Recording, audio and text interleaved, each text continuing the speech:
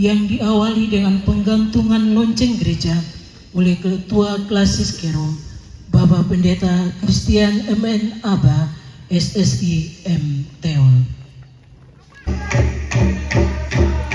Laharoi Wulukubun Arso 14 yang sekian lama bergumul dan berdoa. Hari ini mereka memiliki gereja baru, memiliki rumah ibadah yang sebentar lagi saya akan resmikan dan akan ditabiskan oleh Badan Pekerja Klasis, Badan Pekerja Sinode, Wakil Ketua. Saya berharap dengan peresmian gereja ini, rumah ibadat ini benar-benar menjadi rumah untuk membuat persekutuan untuk memuliakan Tuhan, umat beribadah untuk kita semua. Atas nama pemerintah Kabupaten Kerom, saya Bupati Kerom, dengan memanjatkan puji syukur kehadirat Bapa di surga kepada Yesus Kristus dan Roh Kudus, hari ini 5 Februari tahun 2023 bersamaan dengan HUT Pekabaran Injil ke-168. Secara resmi gedung ini saya resmikan dan menjadi aset Gereja Kristen Injili di Tanah Papua. Tuhan memberkati.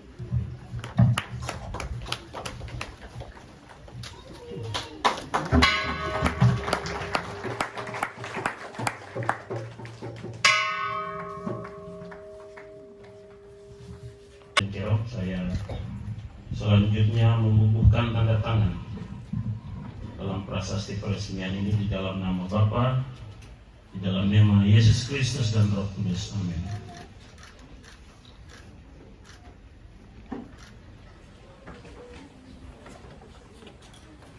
Dan Anak dan Roh Kudus.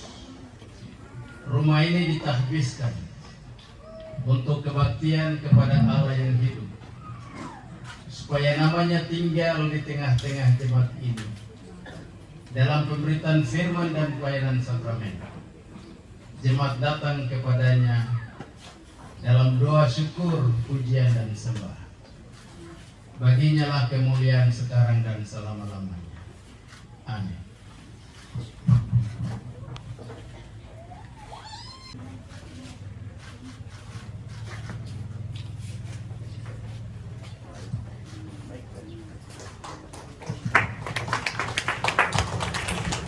Masuki bait Allah, tempat Bapak Ibu diberkati. Alat-alat pelayanan gereja di bawah, masuk mendahului semuanya.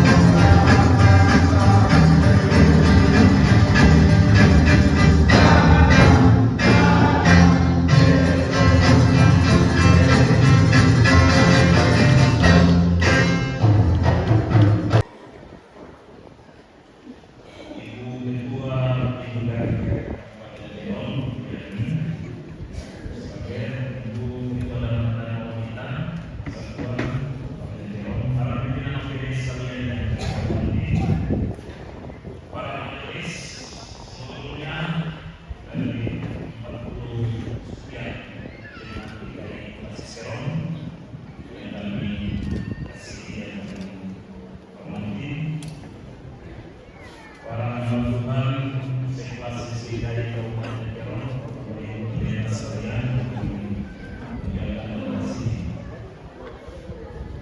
kedua ketua organisasi saya dari ketua pemuda, kedua perempuan dan semua ormas GKI yang hadir, para pimpinan denominasi gereja sekalian, bapak-bapak, masyarakat, perempuan, bapak ibu, adik-adik dan teman sekalian yang dikasihi Tuhan. Shalom. Salam sejahtera bagi kita sekalian. Kita bersyukur di hari ini karena kita dapat hadir dalam perayaan penting dan bersejarah bagi umat Kristen di Papua, yaitu HUT Kabar Injil 100 berapa? 68. Terima kasih jadi. Bapak Ibu sekalian, 198 tahun dan merayakan Kerom bersama dengan peresmian gedung gereja kita GKI Baroe Ulupun Distrik Santo Asobo Kabupaten Kerom. Sebenarnya hari ini juga ada agenda pertemuan pernikahan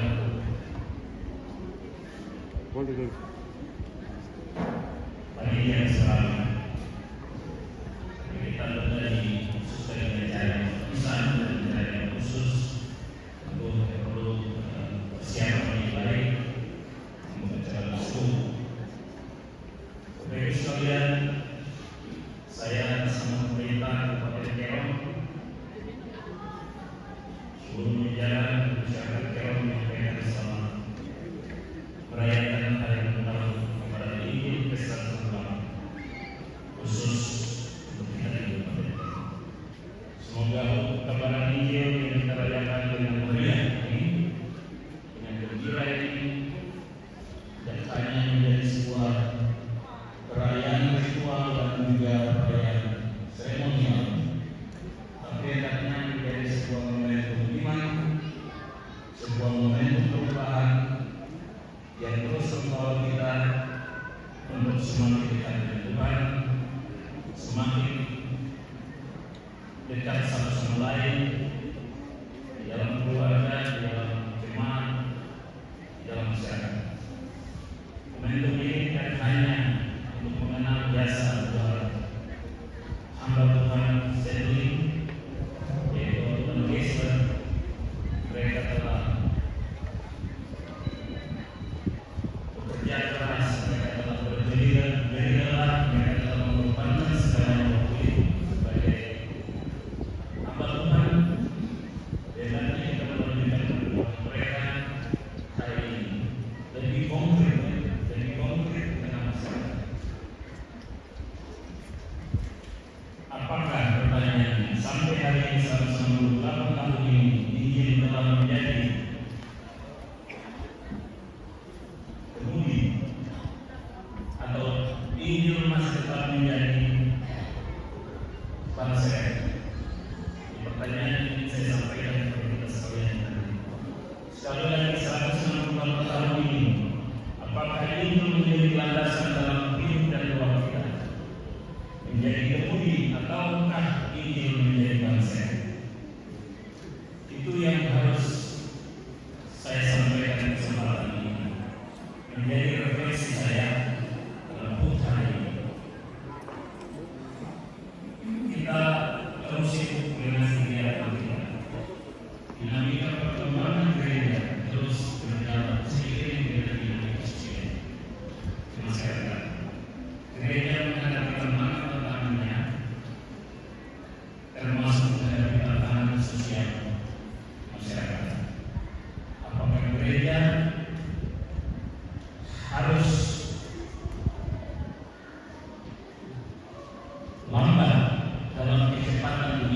digitalisasi, era digital semakin cepat. Gereja harus menyesuaikan dengan perkembangan teknologi dan informasi di era digital yang semakin cepat. Kalau tidak, maka gereja akan tertinggal di belakang dan peradaban umat Tuhan juga akan semakin tertinggal. Nah, saya percaya bahwa gereja adalah satu-satunya sarana untuk membangun peradaban manusia. Pemerintah tidak dapat bekerja sendiri tanpa dukungan dari gereja. Kalau gereja tidak bersatu, gereja lemah, gereja lambat, maka umat Tuhan yang dalam kuat juga akan menerima dampak dari situasi. Gereja yang akan bersatu di dalam gereja mewujudkan kemandirian dan keadilan dan perdamaian yang konkret. GKI sebagai gereja milik orang Papua, kendalinya langsung di Papua, keputusannya langsung di Papua, segala sesuatu bisa dibuat di Papua. Hendaknya bekerja di cepat untuk menjawab persoalan ini. Bapak Ibu sekalian, pemerintah Kabupaten Riau memberi apresiasi atas kontribusi besar gereja GKI Tanah Papua yang telah membantu pemerintah sekian lamanya membangun Musik sampai hari ini. Gereja GKI terus bersama dengan pemerintah. Sekali lagi terima kasih untuk gereja GKI Tanah Papua, untuk seluruh doa, dukungan, kasih, cinta bagi masyarakat Tanah Papua. Bapak Ibu sekalian, kita akan memasuki masa-masa dinamika tahun ini dan seterusnya. Banyak sekali dinamika yang dihadapi oleh umat Tuhan dan masyarakat. Saya berpesan terus menjaga damai di dalam gereja, di dalam masyarakat. Apapun situasi, perbedaan pendapat, perbedaan kepentingan tidak membuat gereja GKI Tanah Papua Klasis Kerong tercerai-berai atau terluka karena proses dinamika ini. Gereja GKI harus tetap setia pada visinya dan visi membangun gereja yang mandiri dan visioner. Itu kita bersatu dalam situasi apapun. Semua jemaat harus bersatu di dalam komando pimpinan gereja, Ketua Klasis Kerong, Ketua Sinode GKI, mereka adalah pimpinan kita, sehingga umat pegang terus. Umat tidak boleh mengambil cara-caranya sendiri, karena pemimpin telah dipercaya dengan umat dan oleh Tuhan. Maka kita tetap harus tunduk dan menghormati setiap keputusan gereja. Disitulah satu-satunya cara kita merawat gereja. Bapak Ibu sekalian, pemerintah terus membangun kabupaten ini. Maka apa yang sudah dilakukan oleh gereja GKI hendaknya terus lebih lagi membantu pemerintah membangun kabupaten Riau. Pemerintah terus memberikan dukungan kepada semua gereja. Hanya dalam selisih beberapa bulan kita sudah menghabiskan buat gereja Megah di GKI. Sebelumnya kita menghabiskan gereja GKI Galilea 10 hanya beberapa bulan. Tidak sampai 6 bulan kita sudah menghabiskan gereja ini. Itu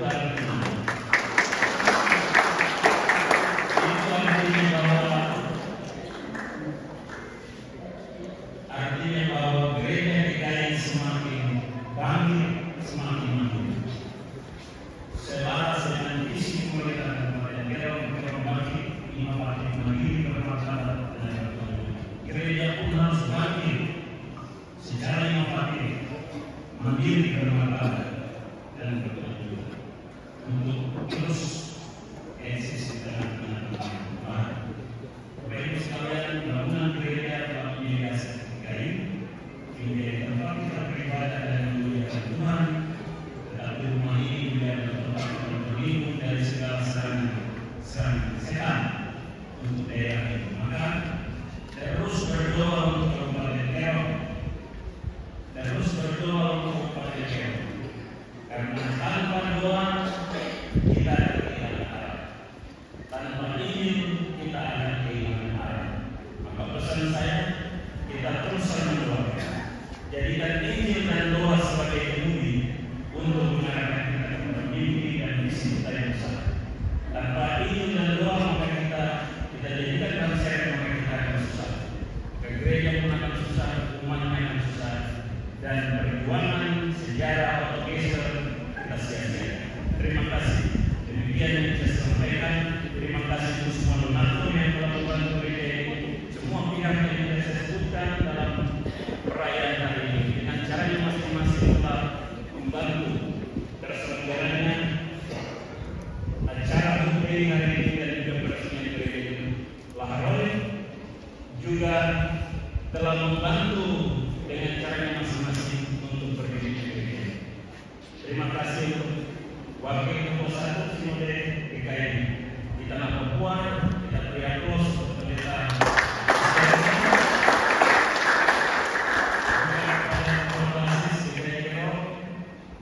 yang baru, yang masih kuat dan gagah. Berarti gerejanya lebih semangat.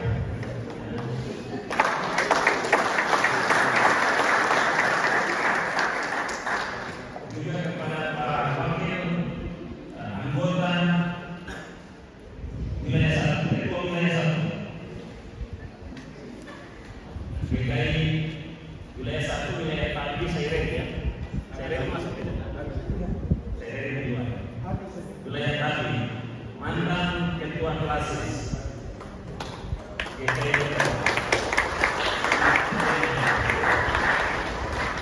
juga pendeta Warga sebagai pimpinan jemaat. Terima kasih banyak.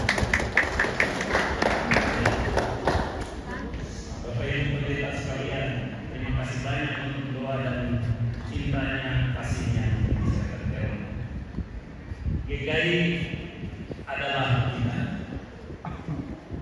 GKI adalah Kerom. Kerom adalah GKI.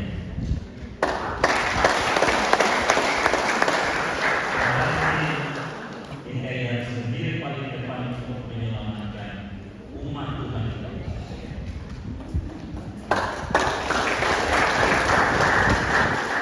Bersama semua gereja bersatu.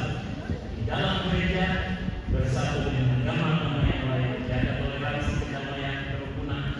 Maka Kerom akan bangkit, Kerom akan mandiri, Kerom akan bermartabat dan berkelanjutan. Bemo kita berikan sulit Tuhan menciptakan kita yang membangun, tapi ini bisa dilepaskan bersatu bersemangat. Kerom, dan Kerom.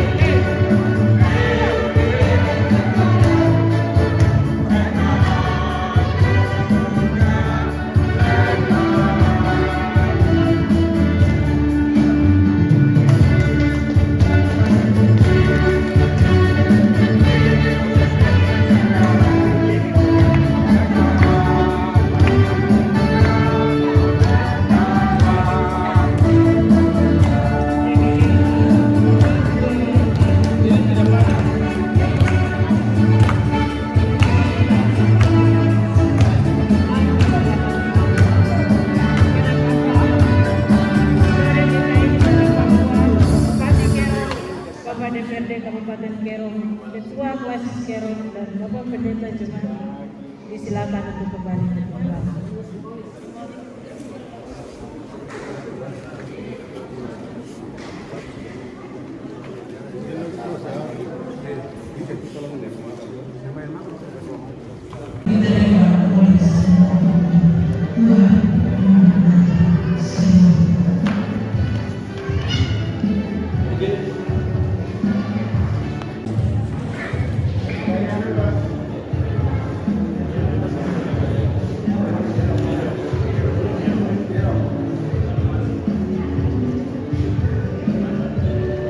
Yang mandiri dan visioner PI hari ini atas nama pemerintah Kabupaten Kerong dan seluruh masyarakat di negeri Tapal Batas Tandisan Kepase, saya menyampaikan dirgahayu, selamat hari ulang tahun Makaparanijil ke-168. Semoga momentum perayaan ini tidak hanya menjadi sebuah peristiwa sejarah, tapi tentu lebih dalam lagi dalam peristiwa iman dan peristiwa keselamatan. Mengapa demikian? Karena Injil adalah keselamatan bagi orang Papua. Maka saya berharap Injil melandasi doa-doa kita, dan Injil dan doa itu menjadi kemudi. Sekali lagi, Injil dan doa menjadi kemudi, bukan menjadi ban serep. Di saat kita menghadapi seluruh persoalan, kita melandasi hidup kita dalam Injil dan doa, dan terus bergandengan tangan seluruh umat Tuhan, tanah Papua tapi juga di Kerong, bersama pimpinan-pimpinan gereja, bersama pemerintah, seluruh aparat negara, seluruh tokoh adat, seluruh tokoh pemuda perempuan, semua paguyuban, semua agama, bergandengan tangan menjaga tanah Papua, Kerong dengan semangat HUT PI kali ini tetap damai. Terima kasih. Caranya adalah pendidikan. Gereja sudah terbukti menjadi salah satu mitra penting yang mendukung pemerintah dalam bidang pendidikan. YPK misalnya, YPPK, dan juga beberapa yayasan pionir lainnya yang ada di tanah Papua. Untuk menghadapi tantangan zaman hari ini, kita semua harus terus belajar. Pemimpin-pemimpin gereja, pemimpin pemerintah, anak-anak GKI, anak-anak Katolik, anak-anak semua denominasi gereja harus terus belajar. Juga semua masyarakat, semua agama. Hanya lewat pendidikan kita bisa beradaptasi dengan tantangan perubahan era modernisasi dan digitalisasi. Karena hari ini era digitalisasi dan modernisasi dalam memberikan dampak perubahan yang besar dalam hakikat kehidupan manusia. Untuk itu, dengan pendidikan kita bisa memanfaatkan perubahan dan modernisasi untuk kemuliaan nama Tuhan.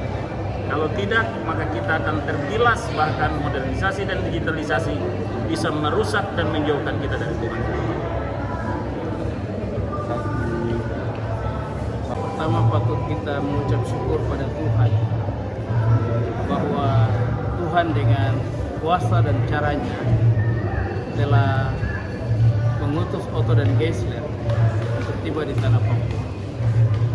Catatan pertama, bahwa kami bangsa Papua, anak-anak Papua tidak pernah membuat semacam proposal untuk minta ke mitra-mitra untuk mengutus para penginjil ke negeri kita, tidak. Tetapi penginjilan ke atas tanah Papua itu merupakan otoritas Allah sendiri.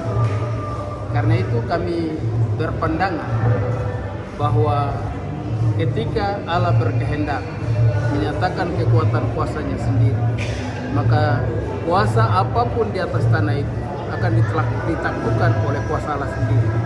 Karena itu ketika Karl Wilhelm Botho dan Johann Butros Geisler, mereka dua menginjakkan kakinya pertama di Pulau Mansinau, mereka dua berlutut dan berdoa, dengan nama Tuhan kami injak tanah ini. Tuhan yang mengutus mereka dua itu, Tuhan itulah yang punya nama menjadi dasar pijak utama kehadiran mereka di tanah. Sehingga seluruh proses pembangunan Papua dan seluruh perubahan peradaban bangsa Papua diletakkan pada izin dan doa sebagaimana Pak Bupati sampaikan tadi. Karena tanah ini dimulai diletakkan dengan doa, maka seluruh proses pembangunan di tanah Papua harus dimulai dalam nama Tuhan dengan doa, dikerjakan dalam nama Tuhan dan untuk kemuliaan nama Tuhan. Semuanya diletakkan untuk nama Tuhan, baru limpahan berkat kasih karunia dan rahmat-Nya tercurah untuk kita. Itu inti dari kehadiran kedua misionaris yang pada akhirnya kita telah tetapkan mereka dua menjadi rasul untuk bangsa Papua. Ketika Otto dan Geisler hadir, ini tadi juga saya sampaikan bahwa pekerjaan pekabaran Injil tidak dilakukan sendiri oleh Otto dan Geisler. Ada keterlibatan begitu banyak orang, baik guru mereka dua, lalu ketika mereka datang dari Jerman ke Belanda, dari Belanda ke Batavia, ke Makassar, dan ke Ternate, itu ada sejumlah orang di sana. Dan izin masuk ke tanah Papua juga didapatkan dari Kesultanan Flores. Sehingga kami lihat bahwa ada kolaborasi yang begitu bagus, yang begitu indah untuk pekerjaan Tuhan. Tapi di atas segalanya kami semua tahu bahwa Injil tiba di tanah Papua itu otoritas Allah sendiri, bukan karena kemauan kami orang Papua. Karena itu kita sebagai umat pemimpin agama, secara khusus pemimpin gereja, harus tetap berdiri pada dasar Injil dan doa. Walaupun tanah Papua dengan begitu banyak gejolak, tapi kami yakin bahwa Dia yang punya kekuatan kuasa Injil pasti akan meneduhkan dengan caranya sendiri. Seperti ketika para murid dengan Tuhan Yesus menyeberangi sungai dan terjadi gelora ombak lautan, Tuhan Yesus berdiri dan teduhkan sendiri. Dan kami yakini dan imani apapun persoalan yang terjadi di tanah Papua, ketika iman kami teguh dan kuat pada otoritas Allah di dalam nama Yesus dan Roh Kudus, maka kami akan mendapatkan kepastian kehidupan di atas tanah Papua. Itulah yang kami terus berdoa supaya mitra-mitra kerja kita, pemerintah, juga masyarakat adat, LSM, lembaga keagamaan lain, baik NU, Muhammadiyah, kami di lingkaran kekristenan ini ada banyak denominasi. Kami berdoa kiranya Tuhan menyatukan kami semua menjadi satu kesatuan hati untuk pembangunan Papua memasuki masa depan. Kami percaya, sangat percaya dan sungguh percaya bahwa dengan iman dan Injil pasti kami mendapatkan jalan keluar yang terbaik. Itu harapan dari kami selaku pimpinan gereja, apalagi saya juga satu pemimpin dari Forum Kerukunan Umat Beragama Provinsi Papua. Kami akan bersatu hati untuk juga suksesnya pesta politik tahun depan yang akan berlangsung. Yakin dan percaya kalau ada orang yang punya kuasa lain, kemauan lain untuk mengacaukan, pasti dia di pihak iblis. Tapi semua yang dipakai oleh Tuhan untuk menghadirkan damai dan sejahtera, pasti dia akan memberikan kontribusi positif untuk pembangunan bangsa dan negara di tanah Papua, sehingga proses pemilihan presiden, gubernur, wali kota, bupati, calon-calon Dewan Perwakilan Rakyat Pusat, provinsi, kabupaten, kota, dan juga Majelis Rakyat Papua berlangsung di atas suasana damai sejahtera karena Papua tanah damai.